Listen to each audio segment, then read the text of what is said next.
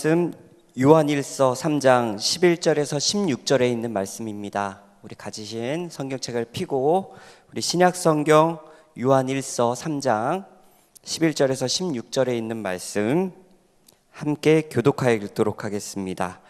홀수절은 제가, 짝수절은 우리 성도님들이 함께 읽어주시면 감사하겠습니다. 신약성경 요한일서 3장 11절에서 16절까지 있는 말씀입니다. 11절입니다. 우리가 서로 사랑할지니 이는 너희가 처음부터 들은 소식이라.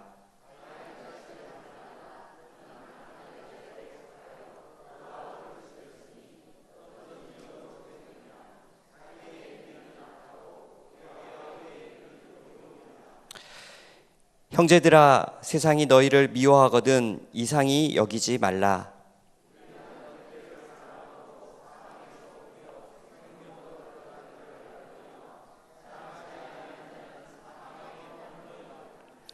그 형제를 미워하는 자마다 살인하는 자니 살인하는 자마다 영생이 그 속에 거하지 아니하는 것을 너희가 아는 바라. 그가 우리를 위하여 목숨을 버리셨으니 우리가 이로써 사랑을 알고 우리도 형제를 위하여 목숨을 버리는 것이 마땅하니라. 아멘. 오늘 본문에 있는 말씀을 가지고 이런 교회 되게 하소서라는 제목을 가지고 이 시간 은혜를 나누고자 합니다. 인간의 몸은 매우 복잡하고 간혹 이해할 수 없는 많은 반응들이 있습니다. 수백 년간 의료기술이 발달되어 왔지만 아직도 밝혀지지 않은 부분들이 더 많이 있다고 그렇게 이야기합니다. 특별히 몸은 자기 몸 스스로를 보호하는 방어 시스템이 굉장히 뛰어나다고 이야기합니다. 그래서 하나님이 주신 놀라운 방어 시스템으로 인간은 건강을 어느 정도 유지하며 살아갈 수 있는 그런 방법들을 태어날 때부터 가지고 있다고 합니다. 몇 가지를 제가 오늘 소개하려고 합니다. 첫 번째는 하품입니다. 하품. 예배를 드리다 보면 하품하시는 분 있죠. 네. 하품 왜 할까요? 졸려서 할까요? 그렇지 않습니다. 하품을 하는 1차적인 원인은 뇌에 산소가 부족할 때 하품을 하게 된다는 것입니다. 네, 그렇다고 하품하시면 안 됩니다. 네. 뇌에 산소가 부족할 때 하품을 하게 된대요. 그래서 스스로에게 나도 모르는 사이에 산소가 부족하면 하품을 해서 그 산소를 채우는 역할을 한다고 합니다. 뿐만 아니라 뇌가 과열되거나 머리를 너무 많이 써서 과부하가 스트레스가 많이 쌓이거나 이렇게 머리가 복잡할 때 그럴 때 하품을 하는데 산소를 들이마심으로써 스스로가 머리를 식히는 역할을 하게 한다는 것입니다. 두 번째는 재채기입니다. 재채기. 재채기는 코에 있는 알러지, 미생물, 먼지 등 코 속을 괴롭히는 그런 많은 인체를 방해하는 물질들을 밖으로 배출하는데 하나님께서 주신 특별한 효능 있는 방법 중에 하나입니다. 그래서 재채기는 우리 코 안에 있는 모든 쓰레기들을 한 방에 제거해주는 그런 역할을 한다고 합니다. 하나님 참 감사하죠? 네. 돈 주고 사신 분 없으시죠? 네. 하나님이 저절로 주신 것입니다. 우리 아침에 일어나면 나도 모르게요. 이렇게 기지개 한번 피신 적 있으신가요? 우리 저희 아들도 일어나면 이렇게 한참을 뒹굴면서 이렇게 기지개를 핍니다. 근데 이게요 하나님이 주신 선물이더라고요. 알아보니까 아침에 일어나자마자 두 팔을 쭉 뻗고 스트레칭 하는 경우가 많은데요. 이건 무의식적으로 하는 스트레칭은 하루 종일 내가 사용하게 될 근육과 혈액순환에 도움이 되라고 몸이 임리적으로 몸을 풀어주는 역할을 한다고 합니다. 뿐만 아니라 이 자기도 모르게 쭉 기지개 피는 것은 근육과 혈액순환에 도움이 될 뿐만 아니라 정서적으로도 긍정적인 사고를 하는 데 있어서 큰 도움이 된다고 합니다. 그래서요 어리면 어릴수록 기지개를 더 많이 핀대요. 그래서 일어나셔서 일부러라도 이렇게 기지개를 한번 피시면 큰 도움이 된다고 그렇게 이야기합니다. 그 다음에 딸꾹질, 이것도 하나님이 우리에게 주신 특별한 자기 방어 중에 하나입니다. 음식 또는 음료를 빨리 삼키거나 잘못 먹어서 그 내려가야 될 정상 루트로 내려가지 못할 때 생긴 가로막은 폐위신경이 자극을 받아 생기는 것이 딸꾹질이라고 이렇게 이야기합니다. 그래서 음식이 너무 크거나 뜨겁거나 이것도 딸꾹질의 원인이 될 수 있다, 그렇게 이야기합니다. 그래서 하나님이 우리 스스로를 보호할 수 있도록 이렇게 해주신 겁니다. 또 뭐가 있냐면, 여러분 잘 아시죠? 되게 창피한 경우인데요, 나도 모르게 막 졸다가 갑자기 깜짝 놀라서 일어나신 경우 있죠. 이거를 뭐라 그러냐면요, 근간대성 경련, 이렇게 이야기합니다. 근간대성 경련.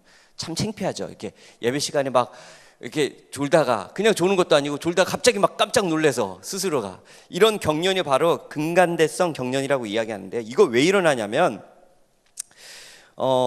우리는 잘 때 호흡이 줄어들고요. 이렇게 자기 시작하면 호흡이 줄어들고, 그리고 체온이 떨어지기 시작한대요. 그래서 우리의 뇌가 호흡이 줄어들고 체온이 내려가면 걱정이 된대요. 그래서 뇌가 한 번씩 살아있는지 확인한대요. 그래서 자다가 깜짝 놀라는 게 뇌가 내가 살아있는지를 체크하는 방법 중에 하나라고 그렇게 이야기합니다. 하나님이 나를 보호하기 위해서 만들어진 방법 중에 하나죠. 우리가 잘 알고 있는 이 목욕탕 오래 있으면 이렇게 쪼글쪼글해지죠. 요거는 이제 미끄러지지 말라고 하나님이 해주신 거고요. 몸에 닭살을, 요거는 몸의 체온을 유지시키고 열이 빠져나가지 않도록 피부에 땀구멍이 순간적으로 이렇게 막아서 일어나는 현상을 요거로 합니다. 그래서 갑자기 추위를 타거나 주변이 온도가 내려갔거나 우리의 몸을 보호하는 자연스러운 반응으로 요 닭살이라고 하는 요런 것이 나타난다고 합니다. 마지막으로 눈물, 우리의 몸을 보호해주는 두 가지 역할을 하는데, 첫 번째는 눈 안에 이물질들을 눈물을 흘리면서 이렇게 바깥으로 내보내는 요 효과는 모두 다 아시는 효과고, 두 번째 효과가 있는데, 그것은 바로 뭐냐면 눈물을 흘림으로써 자기가 직면한 고통이나 아픔으로부터의 정서적 치유도 할 수 있다는 것입니다. 그래서 막 많이 울고 나면 기분이 어때요? 좀 시원하죠. 해결된 건 아무것도 없는데 그냥 기분만 좀 좋아지는 그런 역할을 눈물이 한다고 합니다. 하나님께서는 인간이 살아가면서 필요한 우리 스스로를 방어할 수 있는 기제를 주셨어요. 그러면요, 세상을 보호할 수 있는 하나님의 방어 기제는 무엇일까요? 이 땅을 살아가는 세상 사람들에게, 이 세상을 살아가는 우리들에게 하나님이 주신 가장 안전하고 좋은 방어가 있습니다. 그럼 뭘까요? 네, 감사합니다. 그것은 바로 교회라는 것입니다. 적어도요, 화요일, 금요일, 안식에 적어도 요 날만 이렇게 말씀 듣고 기도하고 요 정도만 해도요, 어느 정도 자기 스스로를 어느 정도 보호하는 데 있어서 성공할 수 있다는 사실이죠. 뿐만 아니라 이 교회, 내 혼자는 감당하기 힘든 일을 할지라도 이 교회 안에 들어와서 신앙이 성장하고 성숙할 뿐만 아니라 내가 그리스도인으로 살아갈 수 있도록 하나님이 보호를 해주시는 가장 안전한 방법 중에 하나가 바로 뭐냐면 이 교회라는 것입니다. 여러분들 이 사실에 여러분 동의하시나요? 네. 교회 오시면 마음 편하신가요? 네. 별로 안 편하세요? 네. 네. 여러분의 고민과 걱정과 이 근심을 교회 하나님께 내놓고 이 교회에 올 때 여러분의 마음의 평안을 얻으십니까? 안식일마다 하나님이 주신 그 축복을 얻으시나요? 네, 자꾸 줄어가고 있어요. 하나님께서 이 교회를 그렇게 세우셨습니다. 골로새서 1장 2절에 보면 제가 시간이 없어서 다 읽진 않겠지만 형제라는 표현, 골로새에 있는 성도들 곧 그리스도 안에 있는 신실한 형제들에게 편지하노니, 이렇게 되어 있어요. 디모데전서 5장 1절과 2절에 보면 늙은이를 꾸짖지 말고 권하되 아비에게 하듯 하며 젊은이를 형제에게 하듯 하고 늙은 여자를 어미에게 하듯 하며 젊은 여자를 일절 깨끗함으로 자매에게 하듯 하라.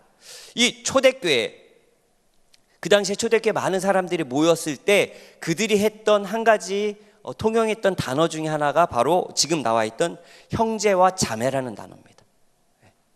형님 누님이 아니고요, 형제와 자매라는 단어예요. 이 단어는요 아주 특별한 의미가 있습니다.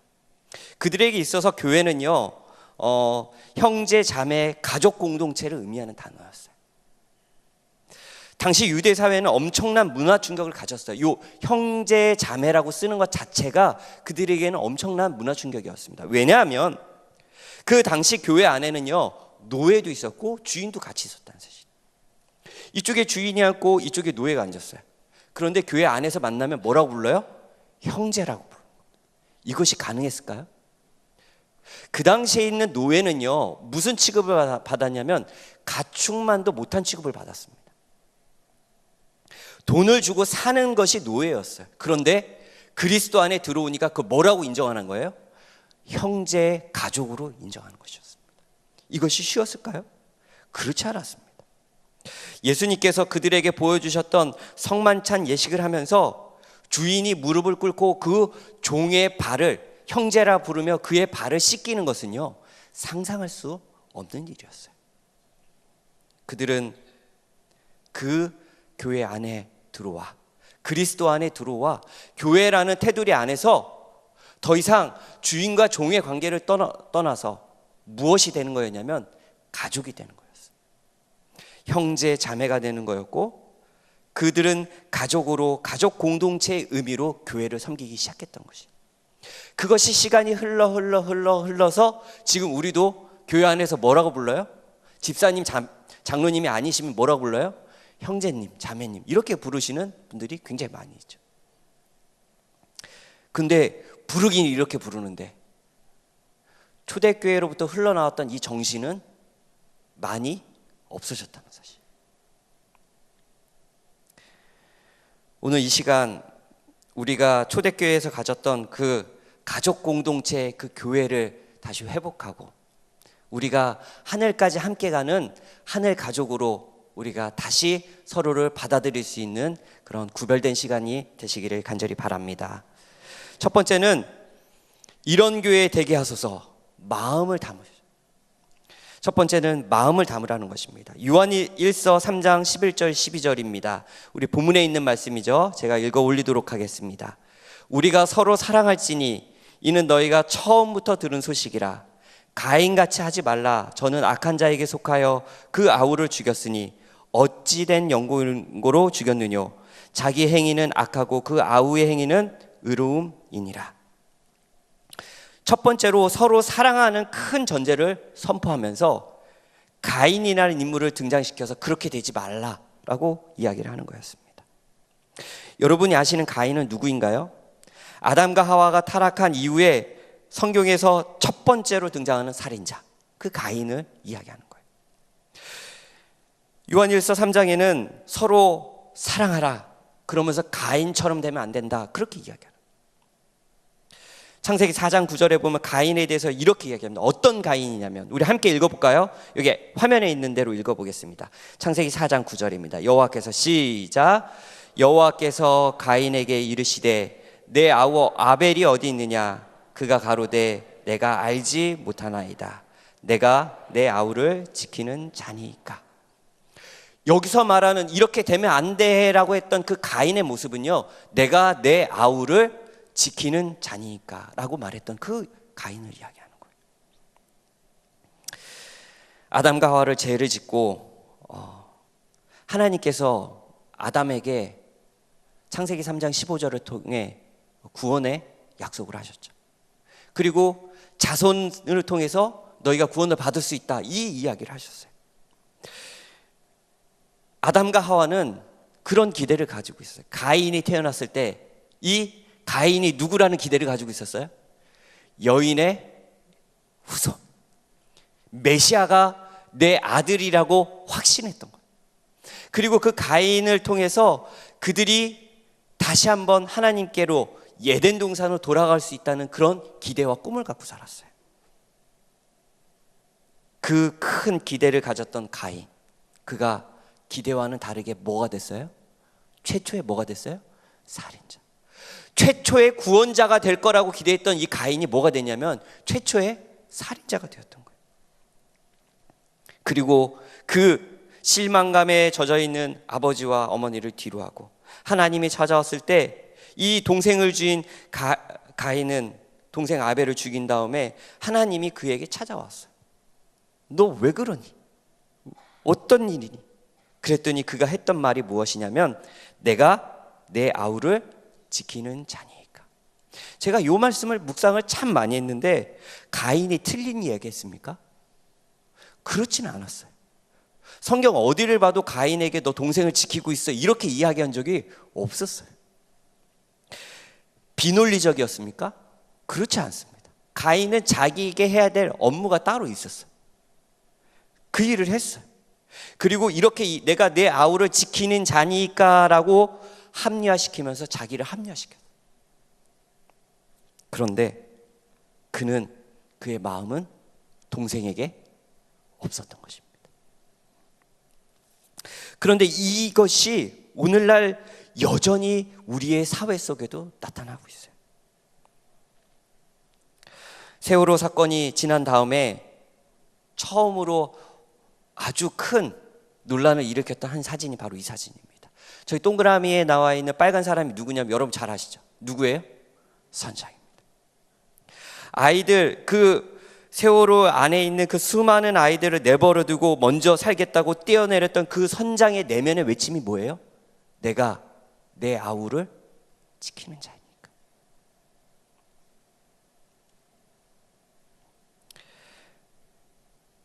배가 위험하거나 말거나 승객이 위험에 처하거나 말거나 선박 평형수를 빼버리고 돈 되는 물건을 잔뜩 실은 이 선주의 외침도 내가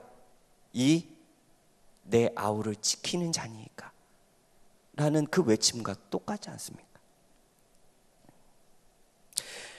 안타깝게도 이 외침이 오늘 이 교회 안에도 있습니다.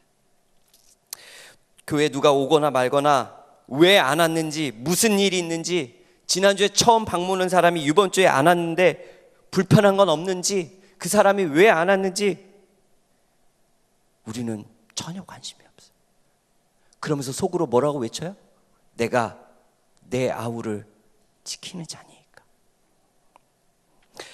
교회 처음 온 사람이 식탁에 앉아 혼자 밥 먹는데도 불구하고, 지난주에 처음 왔던 그 손님이 교회에 안 오는데도 불구하고 하나도 불편하지 않는 우리들의 심령 가운데는 내가 내 아우를 지키는 자니까 라는 그런 외침은 없습니까? 나만 예수를 잘 믿으면 되는 것 아닌가요? 나만 예배 잘 참석하면 되는 거 아닌가요? 남이야 어떻든 나만 은혜 받으면 되는 거 아닙니까? 그렇게 이야기하는 우리의 내면 속에는 내가 내 아우를 지키는 자니까 라는 그러한 외침은 없습니까? 사랑하는 성도 여러분, 나만이 아닌 마음을 담아 이 교회를 섬길 수 있는 우리 모두가 되시기를 간절히 바랍니다. 세상에 있는 많은 사람들이요, 이 교회를 참 비난을 많이 합니다. 인터넷에 들어가서 목사 딱 치면요, 쫙 나오는데 좋은 얘기는 하나도 없어요. 다 나쁜 얘기. 교회 딱 치면 쫙 나오는데 무슨 기사만 나와요? 다 교회를 비판하는 기사만 나옵니다. 여러분 왜 그런 줄 아세요? 세상이 악으로 가득 차도요, 여전히 세상은요 뭘 기대하냐면 교회만은 그렇지 않길 바라는 거예요. 세상에 악한 사람들이 그렇게 많지만 적어도 목사님만큼은 구별되고 거룩한 사람으로 남아주기를, 그런 바람으로 그렇게 세상 사람은 살아가는 거예요. 나는 못하지만 이 교회만큼은 세상과는 다른 곳이 되기를 원하는 것이 세상 사람들의 바람이기 때문에 그들은 그 교회에 대해서 실망을 하는 거죠. 하나님도 세상도 이 교회에 많은 기대를 갖고 있습니다. 특별히 이 별내교회에 많은 기대를 갖고 계세요. 사랑하는 성도 여러분, 책임감을 가지고 사명감을 가지고 이 교회를 섬기는 우리 모두가 되기를 간절히 소망합니다. 베드로전서 4장 7절에는 이렇게 이야기합니다. 만물의 마지막이 가까웠으니 그러므로 너희는 정신을 차리고 근신하여 깨어 기도하라. 베드로전서 4장 7절에 보면 정신 차리라고, 근신하고 기도하라고 이렇게 이야기해요. 그런데 여기서 멈추는 것이 아니고요, 그 다음 성경절이 이렇습니다. 우리 함께 읽어볼까요? 밑에 있는 성경절입니다. 무엇보다도 시작. 무엇보다도 뜨겁게 서로 사랑할지니 사랑은 허다한 죄를 덮느니라. 아멘. 기도하고 정신 차리고 근신하여야 되지만 무엇보다도 그보다 먼저 해야 될 일이 있는데 그것은 바로 뭐냐면 이 교회를 마음 담아 사랑할 수 있는 마음이 있어야 된다는 것입니다. 사랑하는 성도 여러분, 이 교회를 사랑하십니까? 이 교회를 아끼고 사랑하세요? 참 안타까운 것은요, 집에 있는 불은 그렇게 잘 끄는데요, 교회에 있는 불은 잘 안 꺼요. 참 신기하죠? 그렇죠. 집에 나올 때요, 에어컨이랑 보일러는 꼭 끄고 나오면서요, 교회에서 집에 갈 때는요, 뭐 안 끄고 가요? 여러분 잘 모르시죠? 토요일날 저녁에 오면 불 켜진 데가 너무 많아요. 불 켜진 데만 많은 게 아니고요, 에어컨 켜져 있고. 정말 그래요. 내 집은 사랑하지만 이 교회는 뭐예요? 돌보지 않는. 다시 한번 질문. 여러분 이 교회를 사랑하십니까? 거봐요, 아멘 줄었죠? 다시 한번 물어볼까요? 여러분 내 집처럼 이 교회를 사랑하십니까? 정말 그랬으면 좋겠어요.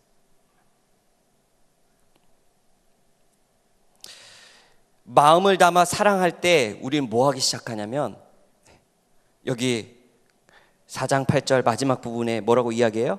사랑은 뭘 덮는다고요? 허다한 죄를 덮느니라. 정말 이 별내교회도 개선하고 고쳐야 될 점들이 여전히 많이 있어요. 그렇죠? 많이 있습니다. 그런데요, 정말 중요한 건 그것을 고치기 전에 뭐가 바뀌어야 돼요? 이 교회를 바라보는 뭐가 바뀌어야 돼요? 내 마음 바뀌어야 돼요. 뭘 담아야 돼요? 내 마음을 담아야 된다는 것입니다.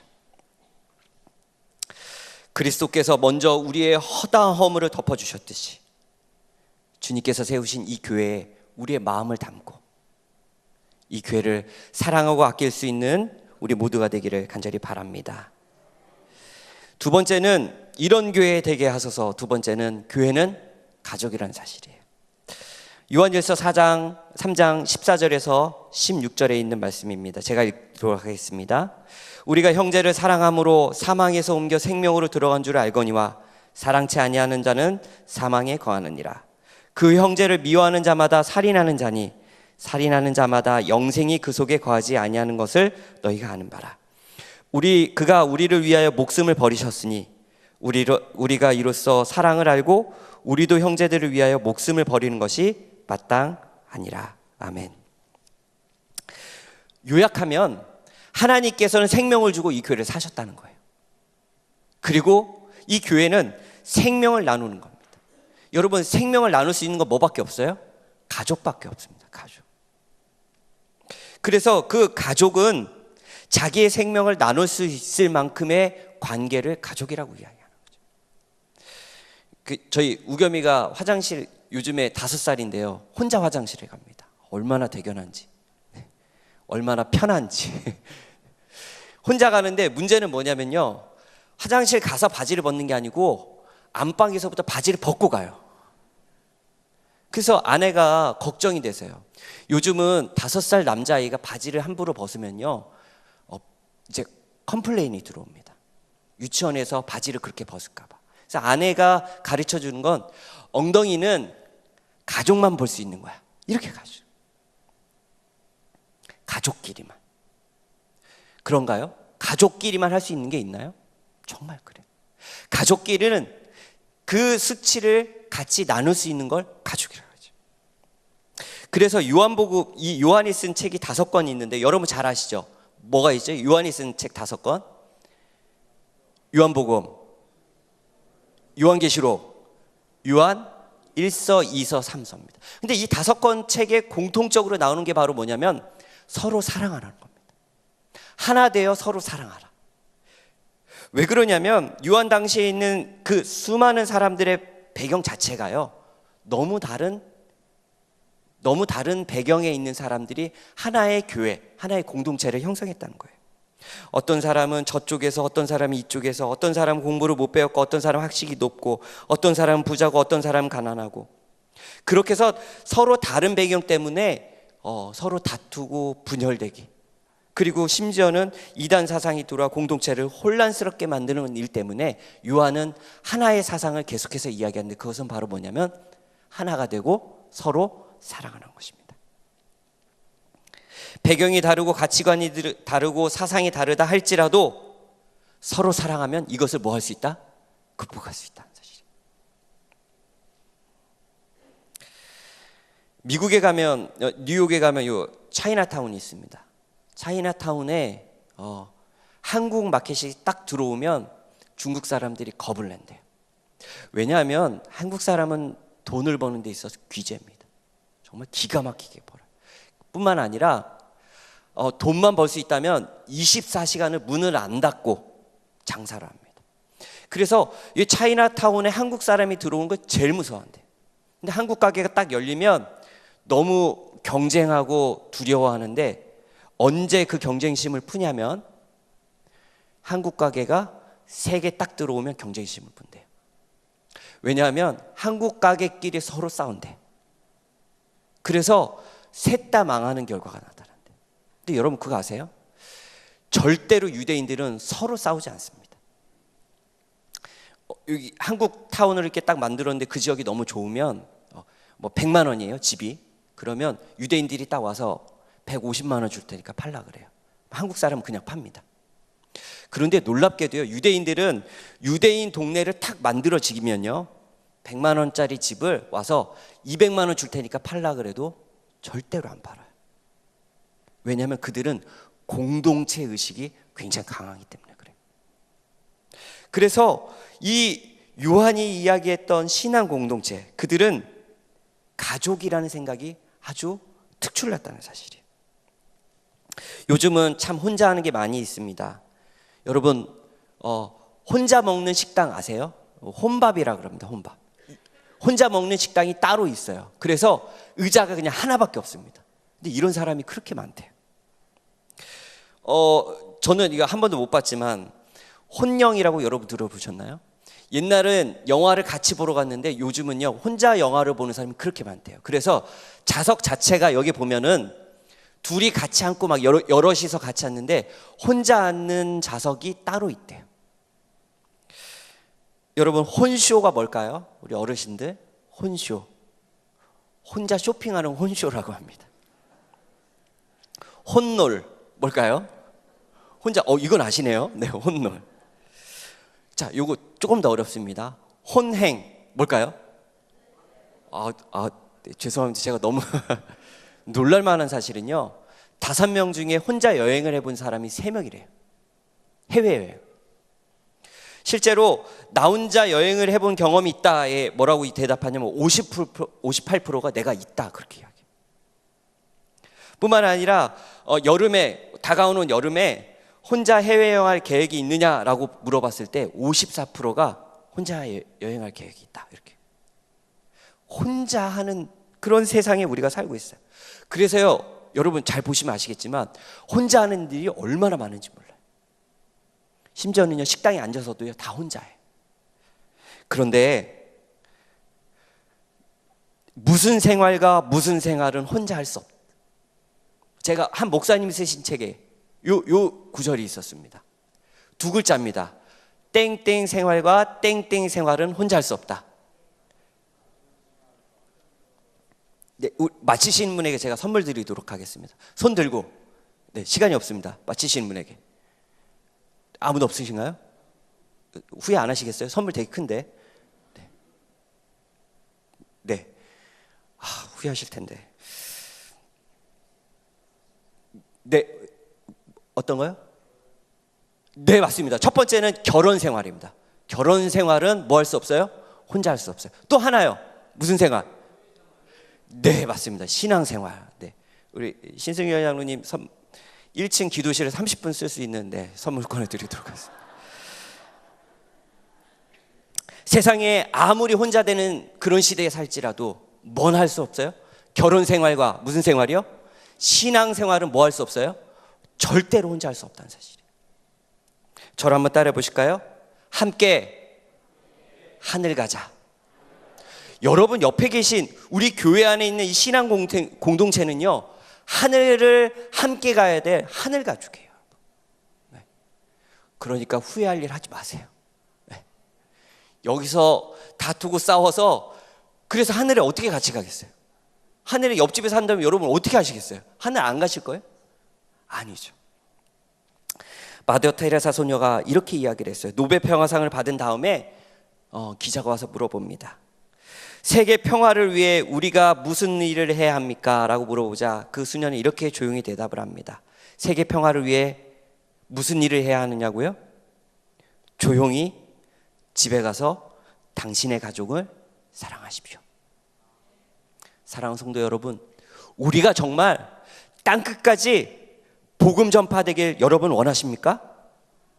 그렇다면 이 별내교회를 사랑하시길 바랍니다. 온 대한민국에 주의 복음이 전해지길 여러분 원하십니까? 그러면 먼저 이 교회에 있는 성도들을 사랑할 수 있는 저와 여러분 되시기를 간절히 바랍니다. 다시 한번 해볼까요? 하늘에 함께 가자. 여러분 후회할 일 하지 마세요. 신앙은 혼자 할 수 없습니다. 신앙은 함께 모여 우리가 서로 돕고 서로 용기 주며 서로의 믿음을 함께 키워가면서 우리가 저 하늘에 함께 오라고 하나님이 우리를 교회라는 신앙 공동체를 허락하셨어요. 그런 교회가 이 별내교회가 되기를 간절히 바랍니다. 셋째는 이런 교회 되게 하소서. 세 번째는 하나님과 해결하자라는 것입니다. 창세기 4장 5절입니다. 가인과 그의 재물은 받지 아니하신지라 가인이 몹시 분하여 안색이 변하니. 하나 질문을 드려볼게요. 가인이 몹시 분하여 안색이 변했대요. 자, 이거는요 아벨한테 화가 난 걸까요? 하나님한테 화가 난 걸까요? 누구한테 화가 난 거예요? 하나님한테 화가 난 거예요. 그의 분노는 하나님을 향한 거였습니다. 그런데 화풀이는 누구한테예요? 동생한테. 하나님과 관계가 깨어져서 하나님한테 화가 났는데 그 깨어진 관계를 누구한테 화풀이하는 거예요? 동생을 죽이는 일. 제가 주말에 시간이 되면 제가 제일 좋아하는 일이 뭐냐면 누워서 책 보는 일입니다. 누워서 제가 책을 이렇게 쌓아놓고 보고 싶은 책 그냥 이렇게 보는 걸 되게 좋아해요. 이렇게 보면 책을 보고 있으니까 이제 아내가 잘 안 건드립니다. 게다가 주말이고 하니까. 그런데 이렇게 누워서 책 보고 있다가요 아내가 화를 내는 소리가 들려. 아들한테 소리를 지릅니다. 이우겸, 아마 뭔가 또 말을 안 들었던 것 같아요. 그러면요 여러분 그거 아세요? 이렇게 누워서 막 책을 보고 있던 저도 모르게 앉아서 책을 보고 있어요. 왜 그럴까요, 여러분? 왜 그럴까요? 가족이기 때문에. 가족이기 때문에. 아내가 우겸이한테, 제 아들한테 화를 냈지만 아들한테만 화내는 게 아니라 그 기분이 누구한테도 온다는 거 저는 알고 있어요? 저한테도 온다는 걸 알고 있어요. 그래서 누워서 이렇게 책을 편하게 보고 있다가 이렇게 분위기가 안 좋으면 뭐 하고 있어요? 앉아서 그렇게 보고 있다. 하나님께서는 가인과 관계를 회복하기를 원하셨어요. 근데 가인이 뭐라고 대답해요? 내가 누구를 지키는 자니까? 내가 내 아우를 지키는 자니까.